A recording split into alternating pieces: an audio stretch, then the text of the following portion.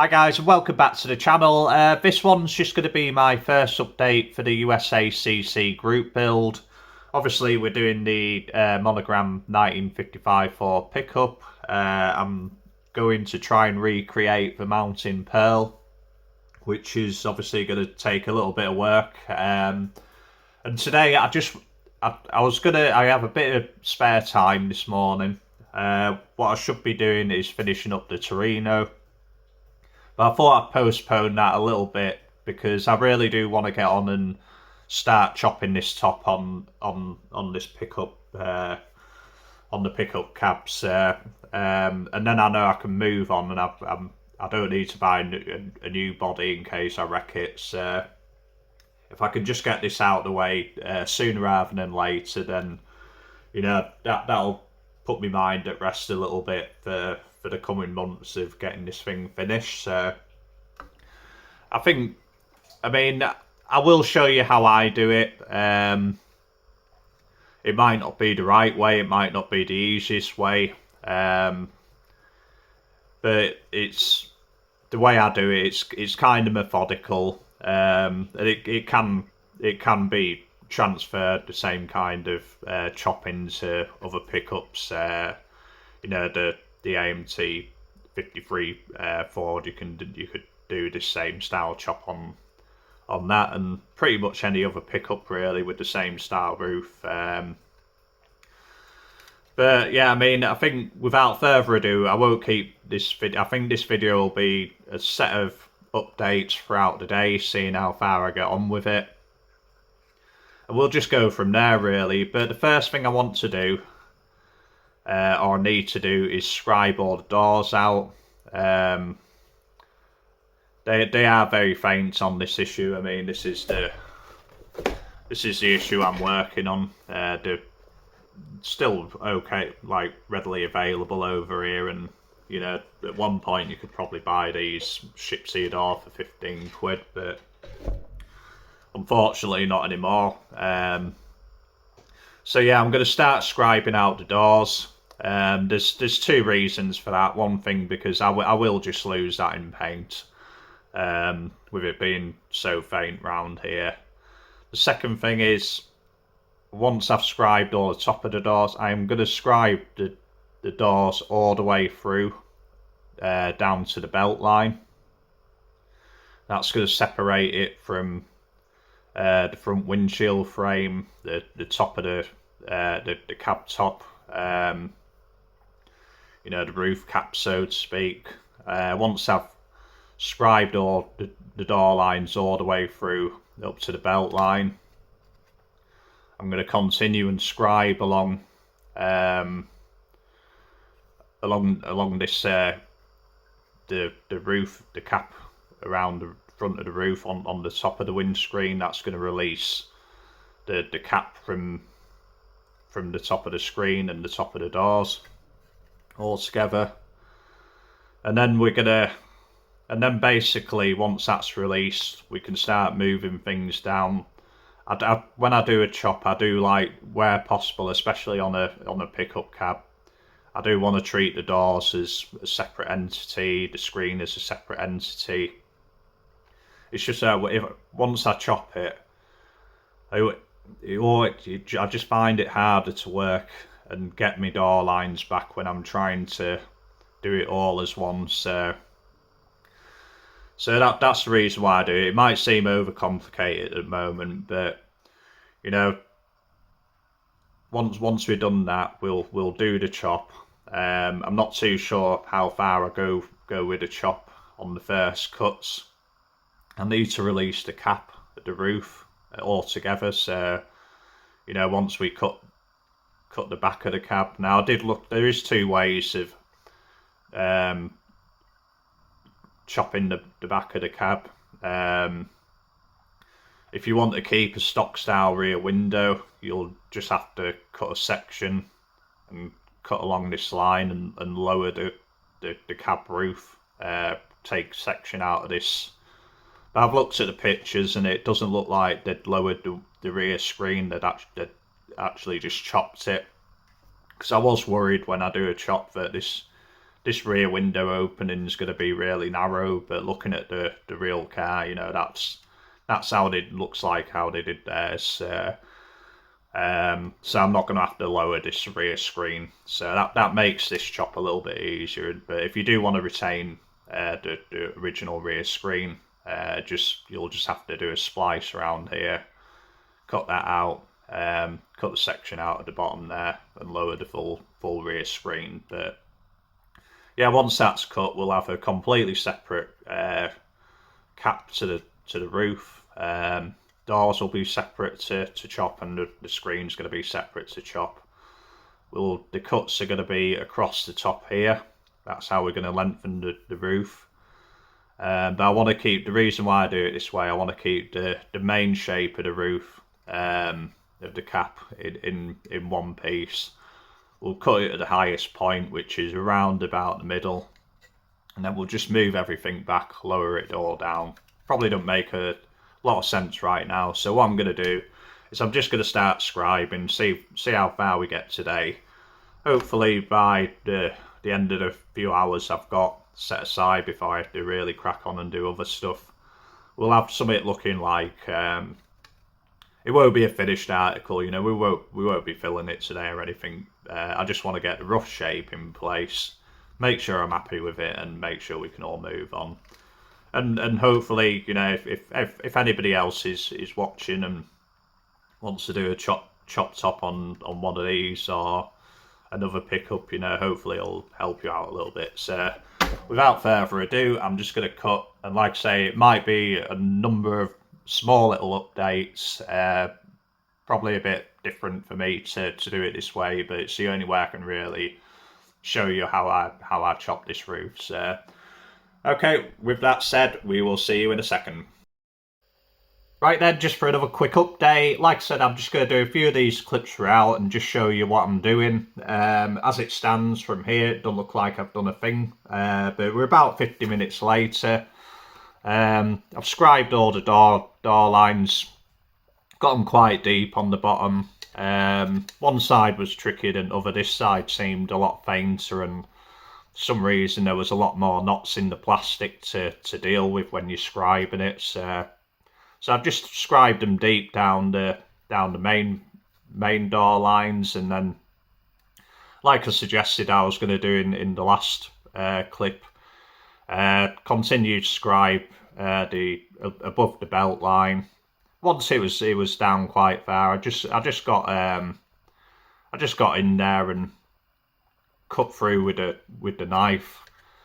Then did the same thing around the drip rail on the front, which is, you know, now all these, like the tops of the doors, the plastic on the front is a lot thinner, so just be careful if you're doing it this way.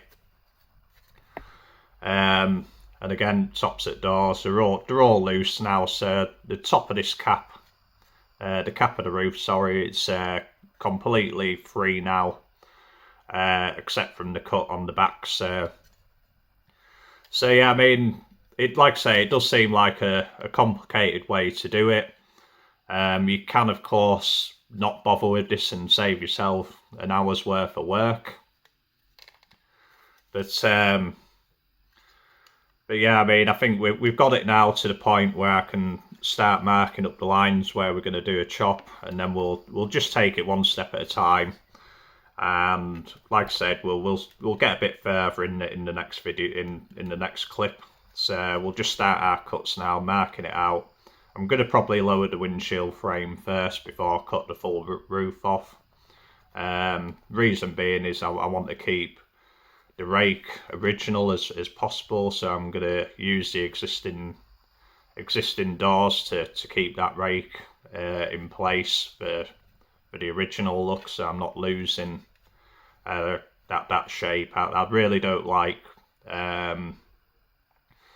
chops where the front pillars are folded back to accommodate for the loss in the length of roof. So we're just going to do it a slightly different way on this one. But yeah, with that, we'll just continue, and we'll see how far we get with it. I thought I'd just quickly stop and just show you where I'm marking up for my cuts. I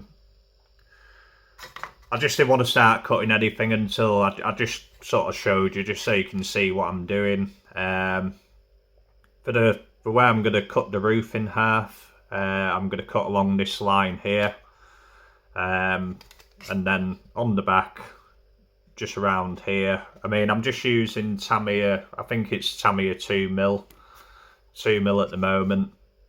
I didn't want to take too much out because, you know, I'd rather take not enough than too much. The last thing I want to do is have this roof look pancake, so to speak. I really don't like the look of a over chopped roof, and it's such a big body as this as well. You don't want to go too far. So yeah, just using Tamiya. So yeah, we're going to cut the back portion of the cap off. Like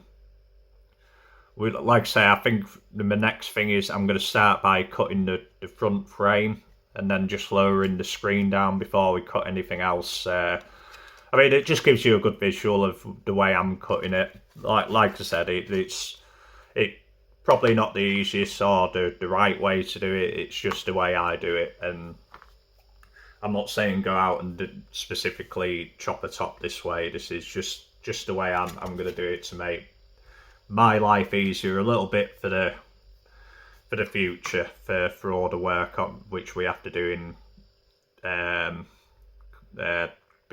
before January. So yeah, we'll start making cuts and we'll see where we get. Right, so we just made the first cuts now. I've only just cut the front A-pillars first. I've not even cut the vent posts yet. There's chances are we're gonna probably lose them anyway, and we'll just build our own, to be quite honest. I will try and save them for integrity of the chop, but you know, all this stuff here, the drip rail, even though I've not damaged it or anything, you know, I've only really used that as a guide for my initial cuts. So the chances are, you know, I'm going to put a new drip rail in. I mean, you can try and be as careful as you want, but ultimately we're going to be cutting down the top of the roof. You know, trying to get all this right with, you know, sanding and filling and everything. You know, it's when you're putting a section in, I'm not even going to waste my time worrying about it, to be quite fair. I've already set myself up for putting in new drip rails and everything else. But yeah, I thought I'd just before I took it any further, I've taken the 2mm out of the front of the A-pillars. Obviously, because we've cut along the top of the screen previously, that's allowed me to lower the windscreen down, the A-pillars down. And the reason, again, why I started off with 2mm, I didn't want to go too far, and I think that's given me the sort of the height I'm after. Because this frame's so flimsy, it is a bit tricky trying to get the sides out and make it glue down in one place. But you know, 5 minutes of patience and you'll have it like. And yeah, it is a bit flimsy on the top, but when we got that cap down, we can glue it to the underside of the cap, which will hold that up. But I'm really happy I didn't take it any further. You know, 2mm was enough, so that's just set us up now, and it gives you a good visual of how much we're taking out of the roof and what have you. And now we can just go ahead and start doing all the other cuts now. That'll separate the top of the door completely, so we'll treat the top of the door chop separately. We'll have 2 sections of that, and we'll have to put a section in the top of the door. But you know, pointless me banging on about it anymore. I might as well just start cutting, so I will see you in a second. So we've made the final cut, so to speak. I think the only things I haven't fully cut yet are the vent posts, just because if I'm going to try and save those, I do want to keep as much on there as possible, and then we'll have to move them forward somehow. But yeah, so we got the roof chopped off. What that leaves you with is 2 halves to the roof where we've cut it. We've obviously not taken any length out of it, we just did a straight line cut across the top. That then obviously released the tops of the doors, so we'll have to extend them out as well. Like I say, we'll just treat each bit as a separate part of the chop, so we'll get some space between them. But you know, I think I'll probably do tops at doors first, just to get them in line, so I've got a good base to start laying the roof on. But you know, we took 2mm out, so naturally that's going to cause like a 2mm gap of the spacing.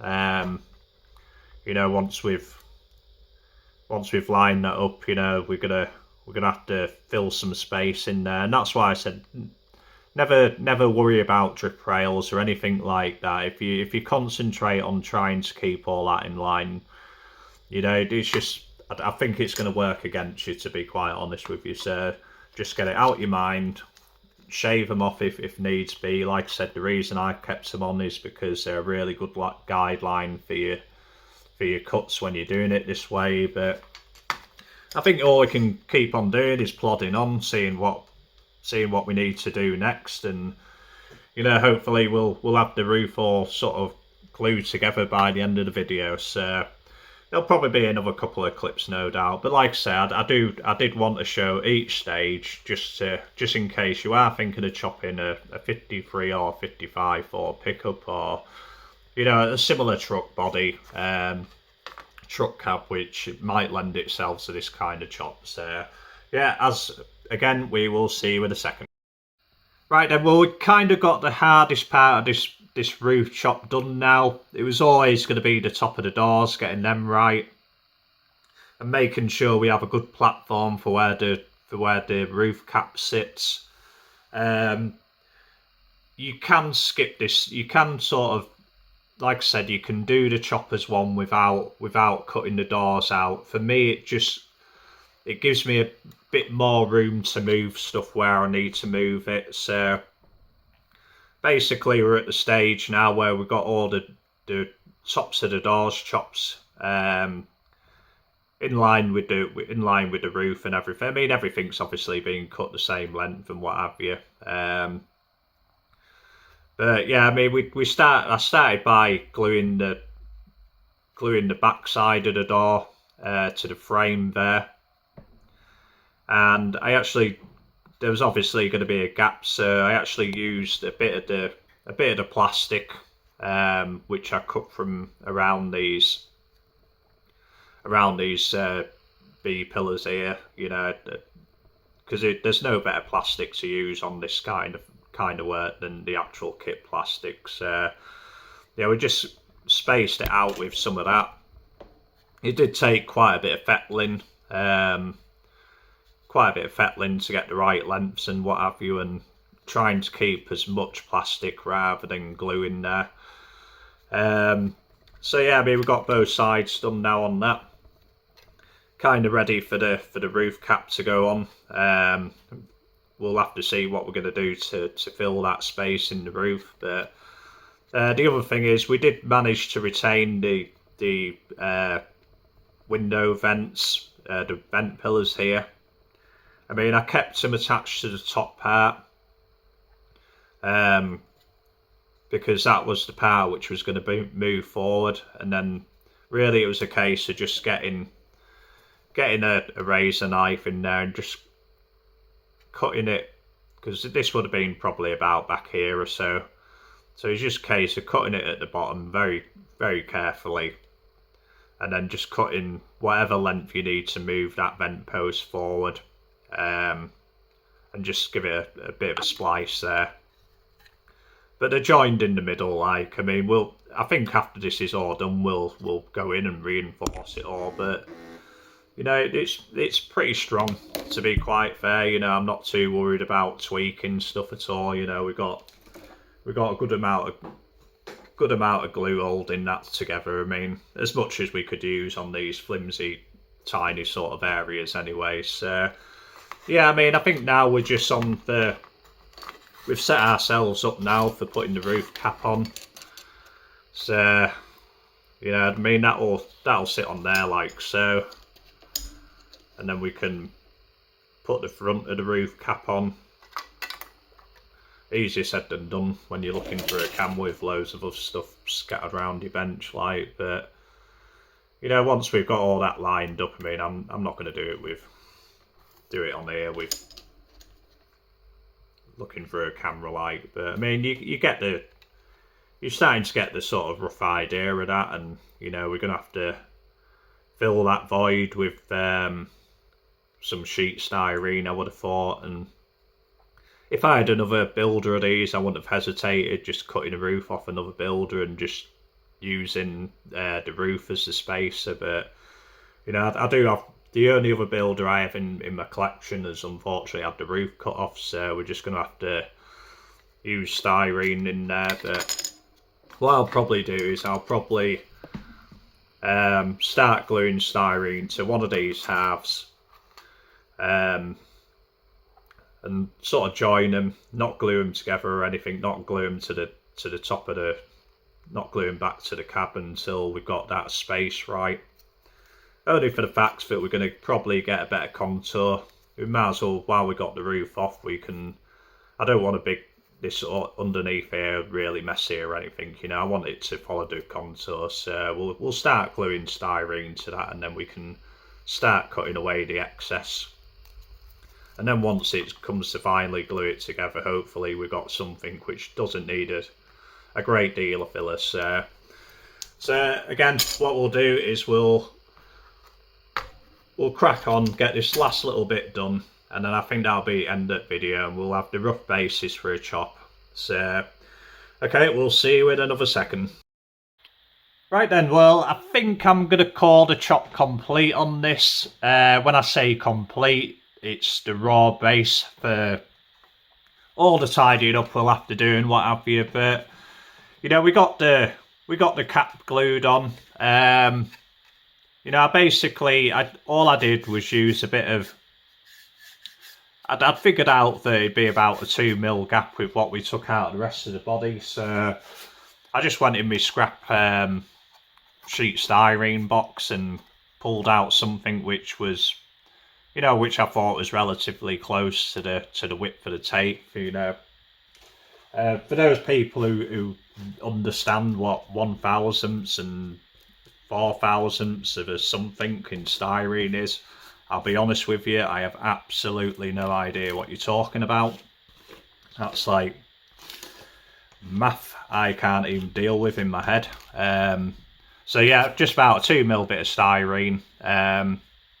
I did trace around the roof cap just to get a contour, and then I just scribed that out of the styrene just so I wasn't doing too much sanding on it.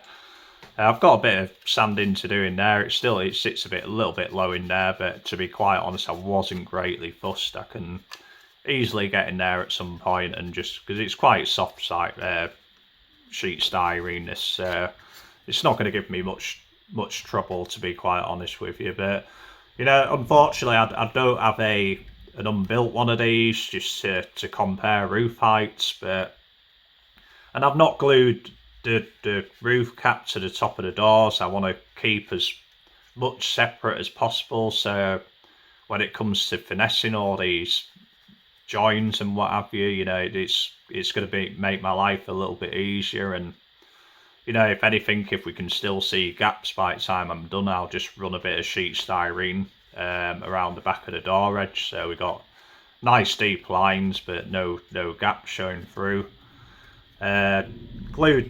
Glued the top of the windshield frame to the roof cap. So I mean, this hasn't got any filler in it, as you can see, but it is really solid. You know, I'm not too worried about structural braces.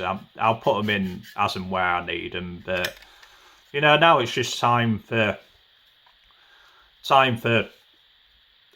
just sort of fettling it all up. I'm not going to do that today. I'm probably not going to do it for another week or so. I want to get the Starsky & Hutch Torino finished, and like I say, by doing this today, it's postponed that other project getting finished a little bit. But it was something I really wanted to do and wanted to know if I could achieve it and get a video out, like, and just to show, you know, we're doing something on this thing. Like, I mean, in all honesty, all I've taken, I've not even looked at the rest of the kit.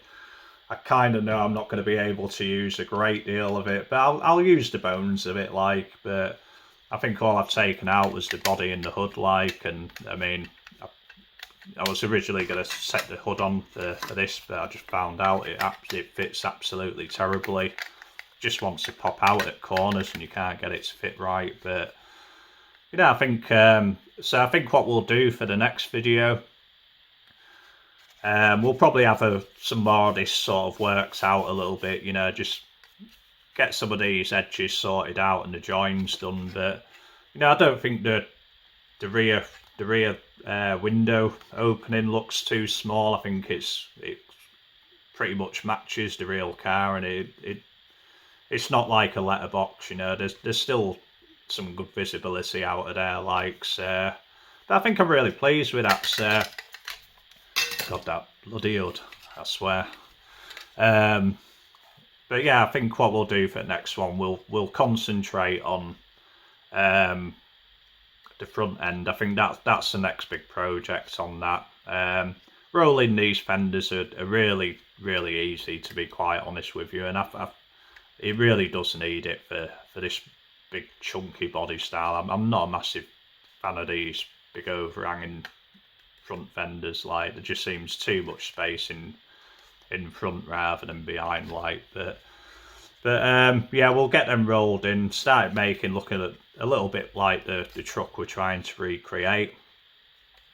But I think I'll set myself up now for, you know, in the right direction anyway, and that's not a bad chopping, that, like, you know, I can work with that. I mean, it's by no means perfect, and we got stuff to sort of fettle on it and what have you, but you know, for the USACC, you know, it's not going to go into paint until I'm 100% happy with the way all the lines look like that. I don't want any lumpy joins in the posts or anything like that, so all that will be addressed. I mean, like I say, I'll probably end up putting a new drip rail in.